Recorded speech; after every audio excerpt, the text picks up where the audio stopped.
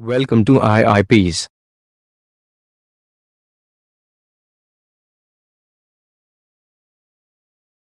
فرمایا کہ هو الذی جعل لکم الارض ذلولا. ہم نے کل بتایا تھا کہ یہ سورہ مبارکہ جو ہے جس کا ذکر اللہ تعالیٰ کی صفت قدیر سے ہوا اور پھر رب تعالیٰ کی قدرتیں ذکر ہوئیں، یہ بھی اس کی ایک قدرت کی نشانی سامنے آ رہی ہے. وہ ذات کیسی قدیر ہے اور کیسی قدرت والی ہے. هو الذی، وہی ذات ہے، جعل لکم الارض، جس نے بنایا تمہارے لیے زمین کو، ذلولا، مسخر، تابع. ذلول سے مراد ایسی شے جس پر آپ آسانی سے چل سکیں، جس پر چلنا آسان بنا دیا گیا ہے، مشکل نہیں ہے. تو پھر کیا کرو، فمشوا فی مناکبہا، تو پھر چلو اس زمین کے اطراف میں، وکلوا من رزقہ، اور کھاؤ اس کے رزق میں سے. یہ زمین آپ کی اللہ نے بنائی، اللہ تعالیٰ کی اس نشانی کو دیکھو، قدرت کی نشانی کو. اس کے اطراف میں چلو. یعنی کیوں چلو؟ تاکہ اللہ تعالیٰ کی اس عظیم نعمت کی عظمت کو پہچان سکو کہ وہ کیسا رب تعالیٰ، کہ اس نے کیسی مخلوق بنا دی زمین. تو اس میں چلو برائے استدلال، اس کی قدرت پہ استدلال کے لیے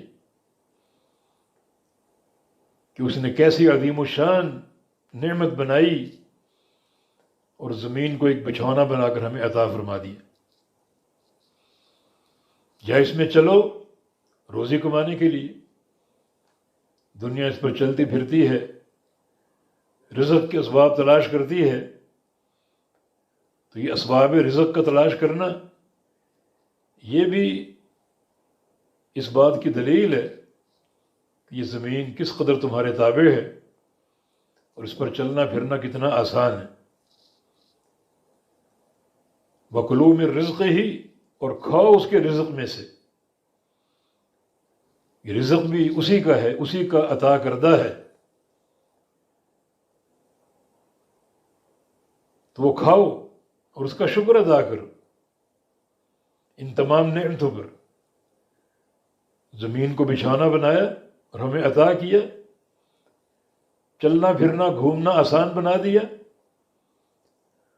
اور اس زمین پر اپنی نعمتیں پھیلا دیں، رزق، پھل اور سبزیاں پھیلا دیں. وہ تم کھاؤ اور اس کا شکر ادا کرو. رسول اللہ صلی اللہ علیہ وسلم کی حدیث ہے کہ ان اللہ یرضى عن العبد اذا اکل اکلہ فحمدہ وشرب شربہ فحمدہ.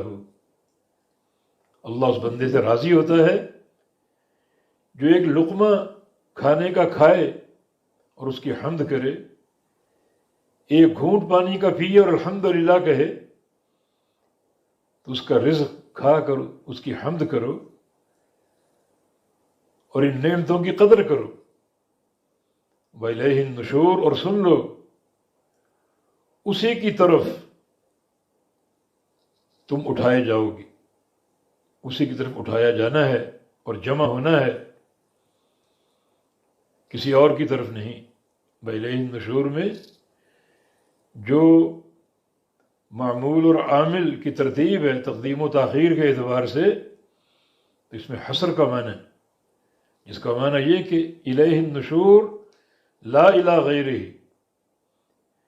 کہ اسی کی طرف تم اٹھو گے اور جمع ہوگے، کسی اور کی طرف نہیں.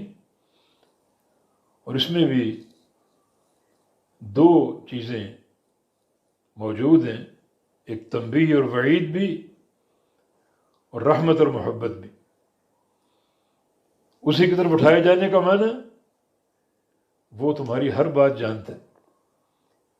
اگر گناہ کرتے کرتے اٹھو گے تو ان گناہوں کی سزا دے گا، اور اگر نیکیاں کرتے کرتے اٹھو گے تو نیکیوں کی جزا دے گا۔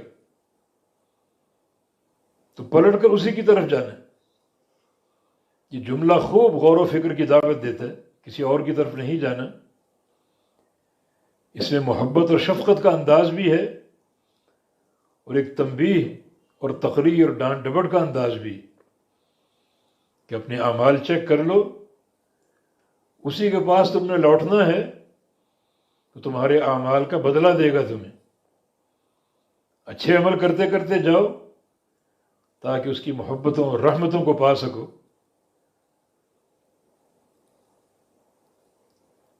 تو اس کی طرف جانا ہے، اٹھنا ہے، جمع ہونا ہے۔ تو یاد رکھو وہ ذات عذاب علیم کی مالک بھی ہے اور رحمتوں والی ذات بھی۔ نبئ عبادی انی انا الغفور الرحیم وان عذابی هو العذاب العلیم۔ میرے بندوں کو خبر دو کہ میں غفور الرحیم بھی ہوں اور دردناک عذاب کا مالک بھی ہوں۔ تو اسی کی طرف تم اٹھائے جاؤ گے۔ اگر گناہ کرتے آؤ گے تو دردناک عذاب کا تمہیں سامنا کرنا پڑے گا، اور اگر نیکیاں کرتے آؤ گے تو وہ ذات بڑی غفور الرحیم ہے۔ تو الیہ النشور، صرف اسی کی طرف اٹھنا ہے اور جمع ہونا ہے، کسی اور کی طرف نہیں۔ اَأَمِنْتُم مَّن فِي السَّمَاءِ أَن يَخْسِفَ بِكُمُ الْأَرْضَ فَإِذَا هِيَ تَمُورُ۔ کیا تم امن میں ہو، کیا تم بے خوف ہو، من فی السماء، اس ذات سے جو آسمانوں میں ہے، جو ذات آسمان میں ہے، کیا اس ذات سے تم امن میں ہو اور بے خوف ہو؟ کس چیز سے؟ ان یخسف بکم الارض، کہ وہ دھسا دے تمہیں زمین میں۔ خسف، جیسے اللہ تعالی نے قارون کو دھسا دی اور دھستا ہی جا رہا ہے، حالانکہ بڑے خزانوں کا مالک تھا، مگر زمین شق ہوئی اور وہ دھس گیا اللہ تعالیٰ کے امر سے۔ تو اللہ تعالیٰ آج بھی تمہیں دھسانے پر قادر ہے۔ تو کیا تم اس ذات سے بے خوف ہو؟ اَأَمِنْتُم مَّن فِي السَّمَاءِ، کیا تم بے خوف ہو اس ذات سے جو آسمانوں میں ہے؟ اور بے خوف کس چیز سے؟ ان یخسف بکم الارض، کہ وہ دھسا دے تمہیں زمین میں۔ فَإِذَا هِيَ تَمُورُ، اور اچانک وہ تھر تھرانے لگے، کانپنے اور لرزنے لگے، تاکہ عذاب کی شدت میں اور اضافہ ہو، یعنی زمین میں اضطراب بھی ہو۔ حالانکہ پہلے پرسکون تھی تو اس پر چل پھر رہے تھے، جیسا کہ پچھلی آیت کریمہ میں اس نعمت کا ذکر ہوا، جعل لکم الارض ذلولا، اور فرمایا کہ فامشوا فی مناکبہا، کہ کتنی تابع اور کتنی مسخر ہے، اس پر چلنا پھرنا کتنا آسان ہے۔ تو اس ذات کی طرف رجوع کرو، ورنہ ممکن ہے کہ اللہ تعالیٰ اس زمین میں حرکت اور ارتعاش اور اضطراب پیدا کر دے اور زمین کو شق کر کے تم کو دھسا دے۔ تو اس ذات سے، اس تعلق سے بے خوف نہ رہو، اس کا خوف رکھو۔ اور خوف رکھنے کا ظاہری مظہر یہ ہے کہ اس کی طرف توبہ اور انابت اور فرما برداری کا راستہ اپنا لو اور اختیار کر لو۔ یہاں اس آیت کریمہ میں صراحت ہے کہ اللہ تعالیٰ آسمانوں میں ہے، بلندی میں، اس کے لیے علو ہے۔ ملحدین یا متکلمین اللہ تعالیٰ کی جہت کا انکار کرتے ہیں۔ جہتیں 6 ہیں، اوپر نیچے دائیں بائیں آگے پیچھے۔ اللہ تعالیٰ کے لیے جہت علو ہے جو اس کے عین شایان شان ہے، نہ وہ دائیں ہیں نہ بائیں، نہ آگے نہ پیچھے نہ نیچے، بلکہ وہ اوپر ہے۔ تم اس ذات سے بے خوف ہو جو آسمانوں میں ہے، مانا بلندی میں ہے، اس کے لیے علو ہے۔ جیسا کہ آپ سجدے میں سبحان ربی الاعلیٰ کہتے ہیں، سبح اسم ربک الاعلیٰ، وہ رب اعلیٰ سب سے بلند ہے، باعتبار جگہ کے، باعتبار مرتبہ کے، اور باعتبار قہر اور غلبہ کے، سب سے اوپر ہے وہ۔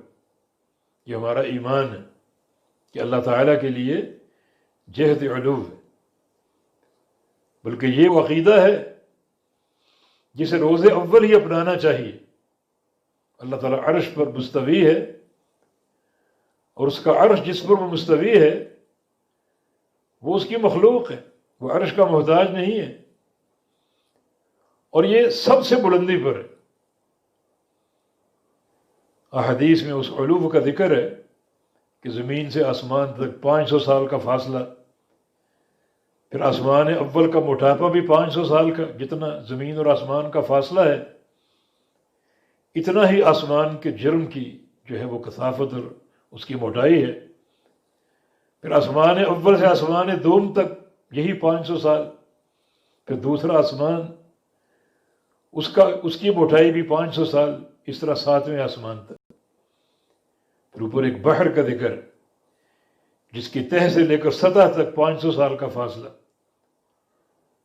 اور اس کے اوپر رحمان کی کرسی جو رحمان کے 2 قدم رکھنے کی جگہ ہے، اور اس کے اوپر رحمان کا عرش جو اتنے ہی فاصلے پر ہے، جس پر رحمان مستوی ہے، اور یہ عرش اللہ تعالیٰ کی آخری مخلوق ہے، عرش کے اوپر کوئی مخلوق نہیں۔ پھر آگے وہ بلندی ہے جس کا ادراک ہمیں نہیں ہے، یہیں تک ہمیں اطلاع دی گئی اور یہیں تک ہمارا علم ہے۔ تمہارا ایمان ہے کہ اللہ تعالیٰ کے لیے یہ علو ہے۔ جیسے اس لونڈی سے پوچھا گیا، نبی علیہ السلام نے پوچھا این اللہ، اللہ کہاں ہے؟ قالت فی السماء، کہا کہ آسمانوں میں ہے۔ ان علو بلندی پر اس نے کتابیں اتاری، اور اتارنا اوپر سے نیچے ہوتا ہے۔ وہ بارشیں برساتا ہے، اور بارش کا برسنا اوپر سے نیچے ہے۔ پھر اس کا فرمان ہے کہ اس کی طرف اعمال اٹھائے جاتے ہیں تو اعمال نیچے سے اوپر جاتے ہیں۔ نبی علیہ السلام کو معراج ہوا، آپ اوپر گئے، کسی کی روح قبض ہوتی ہے، فرشتے اس کو لے کر اوپر جاتے ہیں۔ فرشتوں کا چڑھنا اللہ تعالیٰ کی طرف اوپر، یہ سب دلائل اللہ تعالیٰ کے علو کے لیے۔ کچھ لوگ یہاں اشکال پیش کرتے ہیں، یہ کلمہ فی کے بارے میں، یہ کلمہ ظرفیہ ہے، تو اس کا معنی آسمان اللہ کا ظرف ہے، نعوذ باللہ، جن اللہ کو گھیرا ہوا ہے، نعوذ باللہ۔ لیکن یہ بات غلط ہے، تبھی ملاحدہ نے یہاں تعویل کی اَأَمِنْتُمْ مَنْ مَلَكُوتُهُ فِي السَّمَاءِ، حالانکہ یہ تعویل بنتی نہیں ہے۔ اس کی ملکوت صرف آسمانوں تک محدود ہے، اس کی ملکوت تو پوری کائنات کے لیے، نہ صرف یہ کہ دنیا بلکہ آخرت میں بھی۔ تو یہ تعویل کا رستہ جو اختیار کیا گیا وہ بذات خود ایک فاسد معنی کو موجب ہے۔ امام قرطبی رحمہ اللہ فرماتے ہیں کہ یہ فی بمعنی فوق ہے، علا کے معنی میں۔ لغت عرب میں تناوب کا قاعدہ موجود ہے حروف جارہ میں، ایک حرف دوسرے کی جگہ استعمال ہوتا ہے، اور فی بمانا علا یہ تو بہت استعمال ہوتے ہیں. فسیحوا فی الارض، زمین میں چلو، کیا معنی؟ زمین میں دھس کے چلو؟ نہیں، فسیحوا علی الارض یا فوق الارض، زمین کے اوپر چلو. سیروا فی الارض، ابھی پیچھے آپ نے پڑھا فمشوا فی مناکبہا، زمین کے اطراف میں چلو. علا یا فوق، فوق مناکبہا. لَأُصَلِّبَنَّكُمْ فِي جُذُوعِ النَّخْلِ، کہ تمہیں میں صلیب پہ لٹکاؤں گا کھجوروں کے تنوں میں. تو کہ تنوں کے اندر گھسیڑ کر صلیب دینی ہے؟ نہیں، فوق جذوع النخل یا علی جذوع النخل. تو فی کا علی کے معنی میں استعمال ہونا یہ تو کلام عرب میں، یعنی خود قرآن پاک میں اس کی 20 مثالیں موجود. تو یہ فی ظرفیہ نہیں ہے، بلکہ یہ علی استعلاء کے معنی میں، وہ ذات آسمانوں پر ہے، ایسی بلندی پر جس بلندی کا کسی کو ادراک نہیں. ابھی ہم نے اس کا ذکر کیا. اور بھلا یہ آسمان اللہ تعالیٰ کے لیے ظرف کیسے بن سکتے ہیں؟ ایک حدیث میں ارشاد گرامی ما السماوات السبع فی الکرسی الا کحلقۃ او دراہم فی ترس. یہ ساتوں آسمان اتنے بڑے اللہ تعالیٰ کی کرسی کے مقابلے میں ایسے ہیں جیسے 7 درہم کسی تشت میں رکھے ہوں. 7 درہم کسی تشت میں رکھے ہوں. یہ ساتوں آسمانوں کا معاملہ اللہ تعالیٰ کی کرسی کے مقابلے میں. بمل کرسی فی العرش الا کحلقۃ فی فلات. اور کرسی اللہ تعالیٰ کے عرش کے مقابلے میں کیسی ہے؟ جیسے ایک بڑا چٹیل میدان ہو اور اس کے وسط میں ایک چھلا یا انگوٹھی پڑی ہو.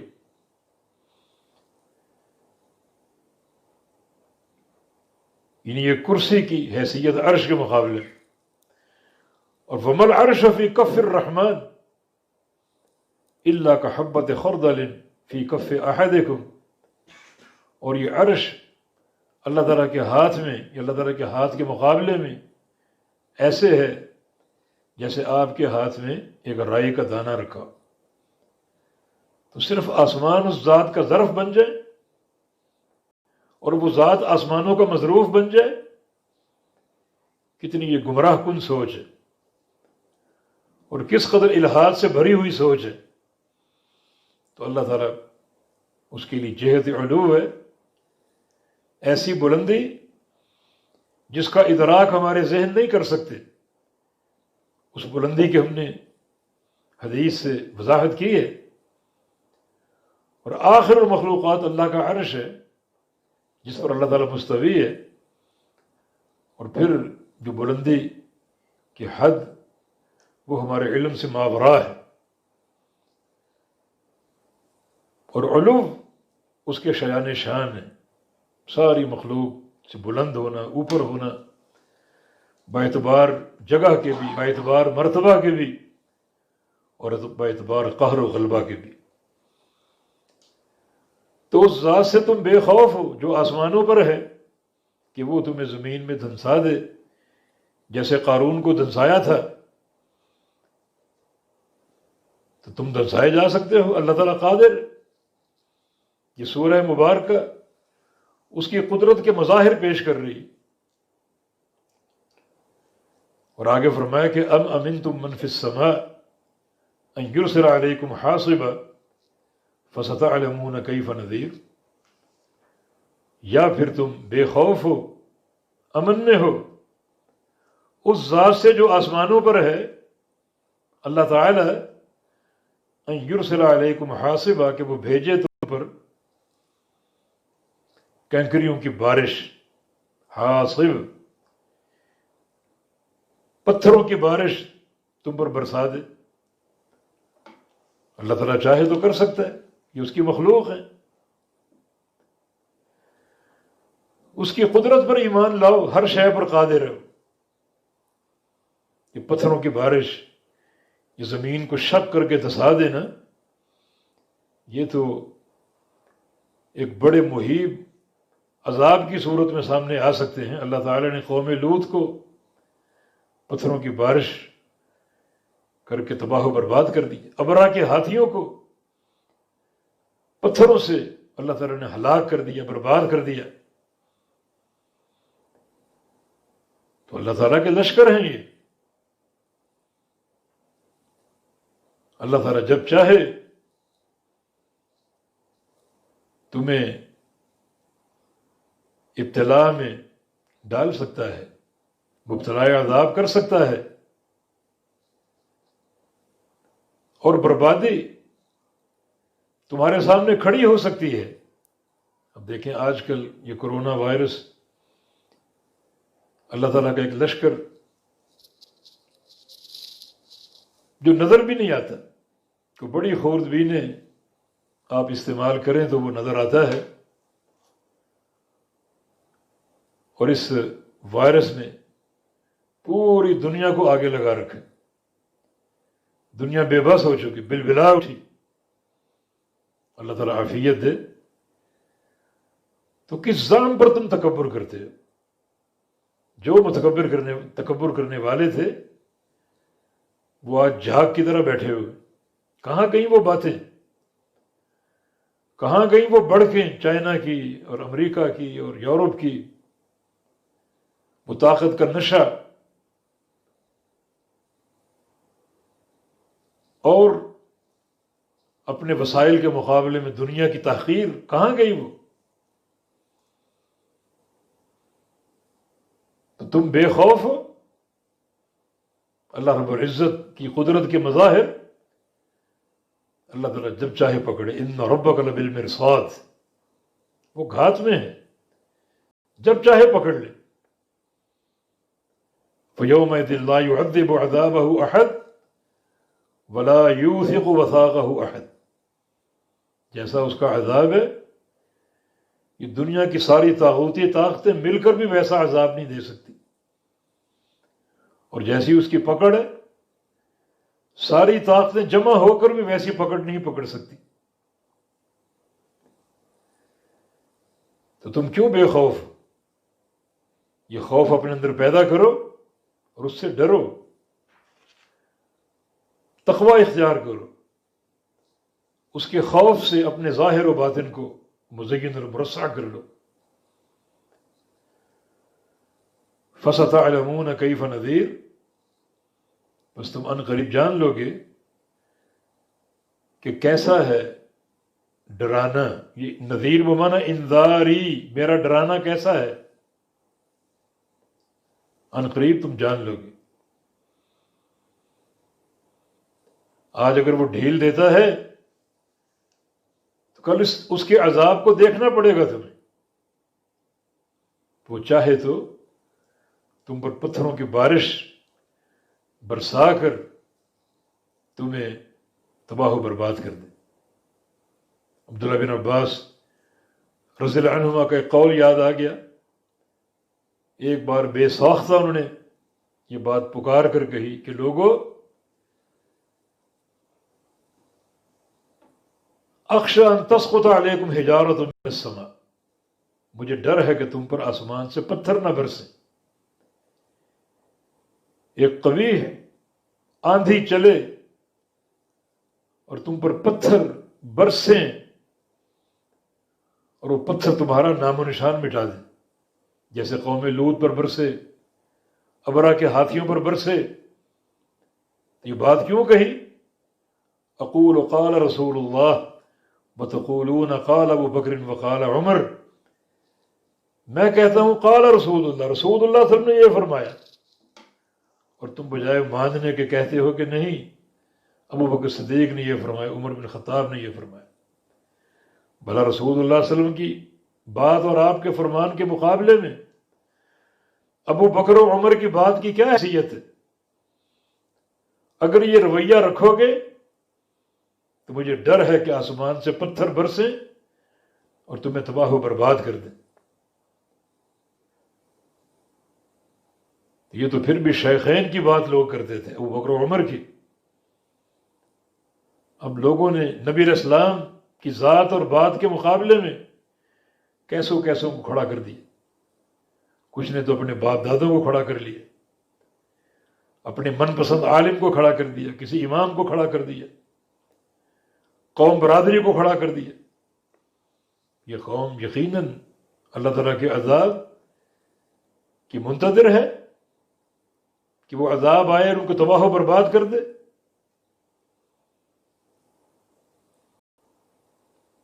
یہی بات اللہ تعالیٰ یہاں فرما رہا ہے کہ تم کیوں بے خوف بیٹھے ہو اللہ تعالیٰ سے. وہ تم پر پتھر برسا سکتا ہے اور تمہیں تباہ و برباد کر سکتا ہے. وَلَقَدْ كَذَّبَ الَّذِينَ مِن قَبْلِهِمْ فَكَيْفَ كَانَ نَكِيرٌ. اور تحقیق جھٹلایا ان لوگوں نے من قبلہم جو ان سے پہلے تھے. ان سے بتاؤ، کہو ان سے کہ تم کیا چیز ہو. تم سے پہلے بڑی بڑی قومیں آئیں، انہوں نے جھٹلایا. قوم نوح، اللہ تعالیٰ نے ایک طوفان مسلط کر کے پوری قوم کو برباد کر دیا. پھر عاد اور ثمود جن پر آندھیوں اور کڑک کے عذاب اتارے اور ان کو تباہ و برباد کر دیا. پھر قوم لوط، فرعون اور اس کے حواری، اصحاب الایکہ، اصحاب الرس، ان بستیوں پر عذاب آئے اور شہروں کے شہر تباہ کر دیے گئے. تو ان کو بتاؤ کہ تم سے پہلے بھی بہت سی امتوں اور لوگوں نے تکذیب کی، جھٹلایا اپنے انبیاء و مرسلین کو. من قبل، من سے پہلے. فکیف کان نکیر، کیسا تھا ہمارا انکار کرنا. نکیر سے مراد عذاب، کہ تم کو عذاب سے ڈراتے تھے اور روکتے تھے اس عذاب سے بچ جاؤ، مگر وہ نہ بچے. تب یہ ہمارا روکنا اور ان کا نہ رکنا اور پھر مبتلا عذاب ہو جانا کیسا ہے. تو مراد عذاب، کیف کان نکیر، تو کیسا تھا ہمارا عذاب. اولم یروا الی الطیر فوقہم صافات ویقبضن، یہ اللہ تعالیٰ کی قدرت کی ایک اور نشانی.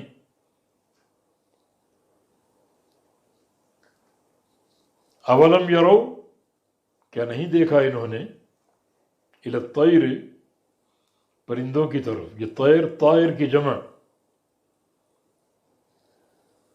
اور بعض علماء لغت کہتے ہیں کہ طیر واحد بھی اور جمع بھی دونوں استعمال ہوتے ہیں. تو اولم یروا الی الطیر، کیا نہیں دیکھا انہوں نے پرندوں کو، فوقہم، اپنے اوپر، اڑتے ہوئے، پرواز کرتے ہوئے. کیسے؟ صافات، پروں کو پھیلا کر، یقبضن، اور پروں کو سمیٹ کر. یہ تو ہماری قدرت کی ایک نشانی کھلم کھلی ان کے سامنے موجود ہے. یہ پرندوں کو نہیں دیکھتے کس طرح ان کی اڑان ہے. پروں کو پھیلا کر اڑتے ہیں، پروں کو سمیٹ کر اڑتے ہیں. سمیٹنا اپنے پہلوؤں کی طرف اندر. اور پرندوں کا اڑنا ہماری قدرت کی دلیل ہے. اگر ہم اڑنے کی توفیق نہ دیں تو وہ گر جائیں. تو اس سے سمجھ لو یہ پورا نظام کائنات ہماری قدرت سے چل رہا ہے. آسمان قائم ہے ہماری قدرت سے. یہ سورج، چاند، ستارے، ان کا طلوع و غروب ہونا اور قائم ہونا ہماری قدرت سے. یہ سمندر جو بحر زخار، موجوں سے بھرے ہوئے، تلاطم سے بھرے ہوئے، ان کے پانیوں کو روکنا ہماری قدرت سے. اور اگر ہم ان تمام چیزوں کو قائم نہ رکھیں، سہارا نہ دیں، تو ہر چیز گر جائے اور تباہ و برباد ہو جائے۔ پرندے آپ کے سامنے موجود ہیں، ان کی اڑان ہماری قدرت سے، اور اگر ہم چاہیں تو ان کو گرا دیں اور اڑنے کا ملکہ ان سے سلب کر لیں، تو پھر یہ پوری کائنات بھی اللہ تعالیٰ کی قدرت کے تحت ہے۔ اس کائنات کا قیام اللہ تعالیٰ کی قدرت کے ساتھ ہے۔ تو اللہ تعالیٰ چاہے تو اپنی حفاظت اٹھا لے اور پوری دنیا کو تباہ و برباد کر دے۔ تو انہوں نے نہیں دیکھا پرندوں کی طرف اپنے اوپر صافات یقبض، پروں کو پھیلائے ہوئے اور پروں کو اندر سکیڑے اور سمیٹے ہوئے۔ ما یمسکہن الا الرحمن، نہیں روکتا ان کو مگر رحمان۔ ان پرندوں کو روکنے والا گرنے سے، ان کو سہارا دینے والا، تھامنے والا کون ہے؟ رحمان کے سوا کوئی نہیں۔ اسی رحمان نے دنیا کو تھاما ہوا ہے، اور اگر وہ نہ تھامے تو پوری دنیا تباہ و برباد ہو جائے۔ اس ذات کی طرف کیوں نہیں لوٹتے، کیوں نہیں رجوع کرتے؟ کس ذات پر تکبر کرتے ہو، اس کی رحمت سے بھاگتے ہو، دوری اختیار کرتے ہو؟ تو ما یمسکہن الا الرحمن، ان پرندوں کو نہیں روکا، نہیں تھاما مگر رحمان نے۔ انہ بکل شیء بصیر، بے شک وہ ہر شے کو خوب دیکھنے والا ہے۔ بصیر مبالغے کا صیغہ، فعیل کے وزن پر، خوب دیکھنے والا، ایسا دیکھنے والا کہ اس سے کوئی چیز اوجھل اور مخفی نہیں ہے۔ ہر شے پر اس کی نگاہ ہے، ہر شے کو دیکھنے والا ہے۔ اور ما کان ربک نسیہ، تیرا رب بھولنے والا نہیں ہے، ہر چیز اس کو یاد ہے۔ اور وہ جو اس نے دیکھا اپنے بندوں کے اعمال کو، اس کے مطابق ان سے حساب و کتاب لے گا، وہ اس پر قادر ہے۔ امن ھذا الذی ھو جند لکم ینصرکم من دون الرحمن ان الکافرون الا فی غرور۔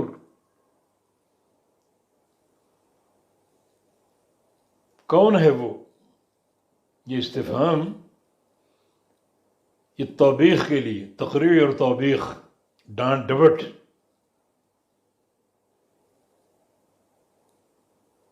کون ہے وہ؟ الذی، جو،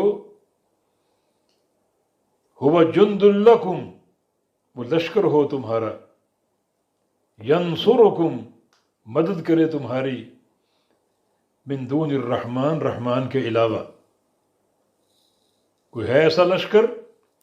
امن ھذا الذی ھو جند لکم، استفہام یہ امن، یہ من استفہامیہ، یہ ترکیباً مبتدا واقع ہو رہا ہے، اور ھذا اس کی خبر ہے، اور موصوف ہے یہ خبر۔ الذی، یا کہ جملہ پورا صفت ہے، اور جملے میں ڈانٹ ڈپٹ کا انداز ہے، اور تحقیر اور تذلیل کا بھی۔ ھذا جو ہے، یعنی جو ایک عربی کلام کا ذوق ہے، اس میں ھذا جو ساتھ ذکر ہوا تو اس میں تحقیر اور تذلیل، کہ جو تم لشکر بناتے ہو رحمان کے علاوہ، انتہائی حقیر اور ذلیل ہے۔ اللہ تعالیٰ چاہے تو ان کے پنجے مروڑ کر ان کو بالکل بے یار و مددگار اور تباہ و برباد کر دے۔ بھلا کون ہے جو لشکر ہو تمہارا، ینصرکم من دون الرحمن، مدد کرے تمہاری رحمان کے سوا، رحمان کے علاوہ۔ ان الکافرون الا فی غرور، یہ کافر تو نہیں ہے مگر دھوکے میں، اپنی طاقتوں پر ناز ہے، قوتوں پر ناز ہے، اپنے ایٹم بم پہ ناز ہے، اپنی سپاہ پہ ناز ہے۔ یہ سارے وہ لشکر ہیں جو ان کی مدد کرتے ہیں رحمان کے علاوہ۔ ایسے تمام لشکروں کی اللہ تعالیٰ نے تحقیر فرمائی، کوئی ان کی طاقت نہیں۔ اگر تعلق باللہ آپ کا مضبوط ہو تو ان کے تمام لشکر جو ہیں وہ ایک پانی میں تنکے کی مانند ہے، بالکل بے یار و مددگار، کوئی ان کی حیثیت اور کوئی طاقت نہیں ان کی۔ تو جو یہ لشکر ہیں جن پر ان کو غرور ہے اور دھوکہ ہے، یہ بالکل بے حیثیت ہے۔ تو اس میں دعوت ہے اہل اسلام کو کہ وہ جمع خاطر رکھیں، تعلق باللہ مضبوط رکھیں، ان کی ان طاقتوں پر، وسائل پر بالکل نہ گھبرائیں۔ ان کا تعلق اگر رب تعالیٰ کے ساتھ مضبوط ہے تو یہ سارے وسائل کسی کام کے نہیں، سب ناکارہ ہیں۔ اللہ تعالیٰ چاہے تو ان کے اسلحوں کو، وسائل کو ناکارہ بنا دے، اگر تمہارا تعلق اللہ تعالیٰ کے ساتھ مضبوط ہے۔ اور فرمایا کہ امن ھذا الذی یرزقکم ان امسک رزقہ بل لجوا فی عتو ونفور، اور کون ہے وہ جو تم کو روزی دے، رزق دے، ان امسک رزقہ، اگر اللہ روک لے اپنا رزق، اللہ تعالیٰ اگر عطا نہ کرے، روک لے، تو کون ہے تمہیں روزی دینے والا؟ کون ہے تمہیں رزق دینے والا؟ تو بجائے اس کے کہ تم ان طاقتوں کے محتاج بنو، اللہ تعالیٰ کے محتاج بنو۔ اللہ رب العزت تمہیں رزق دے گا، اگر رزق نہ دے، روک لے، تو کون تمہیں روزی دے سکتا ہے؟ کوئی نہیں۔ تو اس استفہام میں بھی انکار کا معنی، اللہ تعالیٰ روزی روک لے تو کوئی تمہیں روزی نہیں دے سکتا، صرف اللہ تعالیٰ ہی روزی عطا فرمانے والا ہے۔ جیسا کہ حدیث قدسی میں رسول اللہ صلی اللہ علیہ وسلم کا فرمان، یا عبادی کلکم جائع الا من اطعمت فاستطعمونی اطعمکم، اے میرے بندو تم سب کے سب بھوکے ہو سوائے اس کے جس کو میں کھلاؤں، تو مجھ سے کھانا مانگو، میں تمہیں کھلاؤں گا۔ یا عبادی کلکم عار الا من کسوت، اے میرے بندو تم سب ننگے ہو، بے لباس ہو سوائے اس کے جس کو میں لباس پہناؤں، فاستکسونی اکسکم، مجھ سے لباس طلب کرو، میں تمہیں لباس دوں گا۔ تو اللہ تعالیٰ ہی عطا کرنے والا، اللہ تعالیٰ ہی دینے والا، تو اگر اللہ نہ دے تو دنیا کی کوئی طاقت تمہیں نہیں دے سکتی۔ تو اسی سے امیدیں وابستہ رکھو اور اسی کے دروازے کو دستک دو۔ تو ان کفار کو سمجھاؤ، اللہ تعالیٰ اگر روزی روک لے تو تمہیں کون روزی دے گا؟ یہ بت اور یہ تمہارے جو باطل معبود ہیں کسی کام کے نہیں، یہ قطعاً ایک دانہ تک نہیں دے سکتے، کیونکہ وہ مالک ہی نہیں ہے، یہ کھجور کی گٹھلی کے چھلکے کا مالک نہیں ہے، کیا تمہیں عطا کریں؟ مالک تو اللہ رب العزت ہے اور وہی عطا کرنے والا ہے۔ بل لجوا فی عتو ونفور، بلکہ وہ لوگ لجو، لجاج، لجاج کا معنی کسی شے میں داخل ہونا، یہ جانتے ہوئے کہ رکاوٹیں بہت ہیں اور میں کامیاب نہیں ہو سکوں گا، اڑ جانا اپنی ضد پر۔ تو بل لجو، بلکہ یہ کفار اڑے ہوئے ہیں، فی عتو ونفور، اپنی سرکشی میں، ونفور اور بھاگنے میں، بدکنے میں۔ نفور کا معنی شرود، چھوڑ کے بھاگ جانا، سنتے نہیں ہیں، سرکشی، طغیانی۔ عتو کا معنی طغیانی، عناد، اس میں یہ اڑے ہوئے اور حق ہدایت قبول نہیں کرتے۔ تو اللہ رب العزت نے ان دو مثالوں کے ساتھ سمجھانے کی کوشش کی کہ کوئی تمہارا مددگار نہیں اگر اللہ مدد نہ کرے، اور کوئی روزی رساں نہیں اگر اللہ روزی نہ دے۔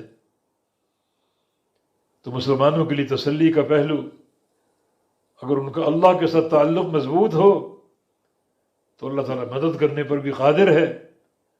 وَمَا يَعْلَمُ جُنُودَ رَبِّكَ إِلَّا هُوَ، تیرے رب کے لشکر کیا کیا ہو سکتے ہیں ان کو اللہ ہی جانتا ہے، اور اللہ ہی روزی دینے والا ہے۔ رزق کے اسباب اللہ کے پاس، کسی اور کے پاس نہیں ہے۔ تو اگر تعلق باللہ قوی ہو تو اللہ تعالیٰ اپنے لشکروں سے مدد بھی کرے گا اور رزق کے خزانے بھی عطا فرمائے گا۔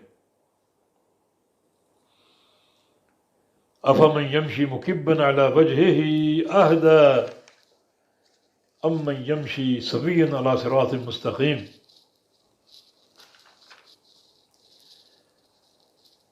افمن یمشی، کیا جو یمشی چلتا ہے، مکبن الٹا سر کے بل، اوندھا، علی وجہ اپنے چہرے کے بل، مکبن علی وجہ ہی اپنے چہرے کے بل چلتا ہے، مکبن یہ باب افعال سے کبا اور اکبا ایک ہی معنی میں، یہ باب افعال یہاں لازمی ہے، متعدی نہیں ہے۔ قد یلزم باب افعال کی خاصیات ہیں، تو ان میں یہ خاصیت ہے کبھی کبھی یہ لازم بھی ہوتا ہے، اکثر متعدی ہوتا ہے لیکن کبھی کبھی لازم بھی ہوتا ہے۔ تو افمن یمشی مکبن، کیا جو چلتا ہے اوندھا، علی وجہ اپنے چہرے کے بل، اہدی زیادہ ہدایت یافتہ ہے، امن یمشی سویا علی صراط مستقیم،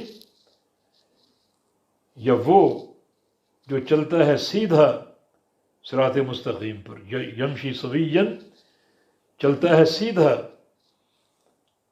اپنی ٹانگوں کے بل، سیدھا چلتا ہے اور چلتا بھی صراط مستقیم پر، سیدھے راستے پر۔ یہ اللہ رب العزت نے ایک مشرک اور موحد کی مثال بیان کی۔